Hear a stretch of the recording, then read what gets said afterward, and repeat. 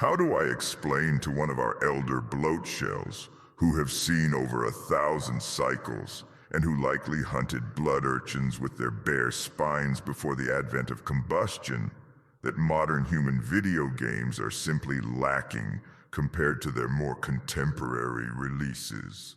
I'm just not sure an ancient of my kind, who often still wear the skulls of their first year's gut hunt around their neck flange, would understand that the graphical fidelity of Space Thrash 3 just isn't as avant-garde as previous titles, and that studios of fleshy meatbag humans just aren't artistically as daring as they used to be.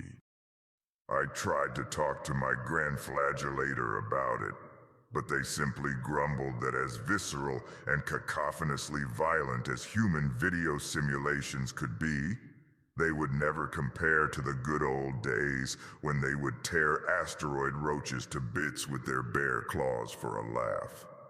I tried to explain that one couldn't simply eviscerate whatever they wanted in a public star allotment anymore without a license, but they simply scoffed and extruded their lapthognium glands in disappointment at my perceived weakness. Even at the highest levels of the political arena, which is far more literal than your puny human political arena, I assure you, the most bloated and crusted of our elders complain that the younger brood swarms simply aren't as daring or bloodthirsty as we ought to be. It's so unfair. How could somebody like me possibly convince the Grand Blood Belcher, our version of a fairly elected president to be sure, that they grew up in a time when slaughtering one's way across the cosmos with wanton abandon was a whole lot easier back when the only other civilizations around were endoskeletal blobs that couldn't use fire without melting, and that now we were encountering more and more meat beings who were more or less willing to give us things without having to pillage their homeworlds for them. It's just so frustrating when the older generations of over 1,000 years don't understand. But I can't bring myself to hate them for it. They grew up in a world without easily accessible televised slaughter. To them, I'm sure, we must seem despondent and lethargic, but I haven't seen any of them carve a swathe of devastation across the sector in my lifetime either. So I'm really not sure they have any more right to complain. Besides, of all the electronic entertainment available on the GalactiWeb, the human ones still seem to be the most in line with our rich traditional heritage of tireless unending combat. I could be playing Albustunian lobe puzzles, or even human lobe puzzles if I wanted to, or even a shifter dating simulator, which are some of the best on the market, not that I'd know for sure.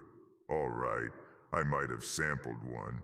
It's not like I'm the first of my swarm to fantasize about an imitation gnarlspanger with as many undulating ooze glands as I command.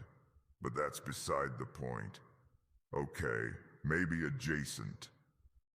You see, the human technological simulation constructors have the peculiar habit of including courtship elements in almost every type of simulation they create.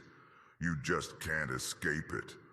One minute, I'm carving out the torso of an imaginary Xeno with an elegant chain-operated evisceration instrument. The next, I'm romancing the main character's peach-skinned slaughtering companion. If only real life were so romantic. Unfortunately, the scene always fades to black before the more dominant of the pair devours the other for additional birthing nutrients. But I suppose that's how human developers stay within the Brood Harvester advisory rating.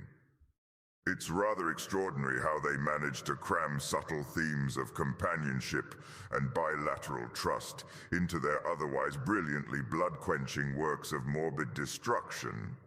Which makes it all the more disappointing when titles like Fairyland Tower Defense 3 don't live up to the hype. The first game in the series had limitless waves of tiny flightless bumpkins for your fairies to mow down in droves, But as the series went on, the glory began to fade as the fairies' raiding grounds begat hardier and hardier foes, sometimes taking as many as 2 or even 3 hits to destroy.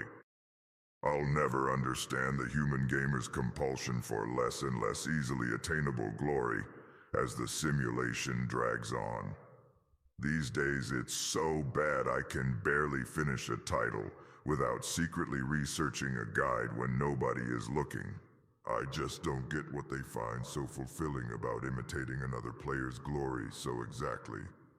But perhaps it's time I got together with a couple 100,000 of my own broodkin and made a deeply entrancing story-rich evisceration simulator of our own. Although who am I kidding?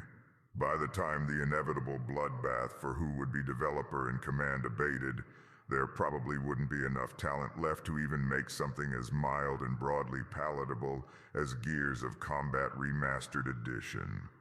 Perhaps we're better off threatening Earth every other cycle or so for an increasingly better broadband connection.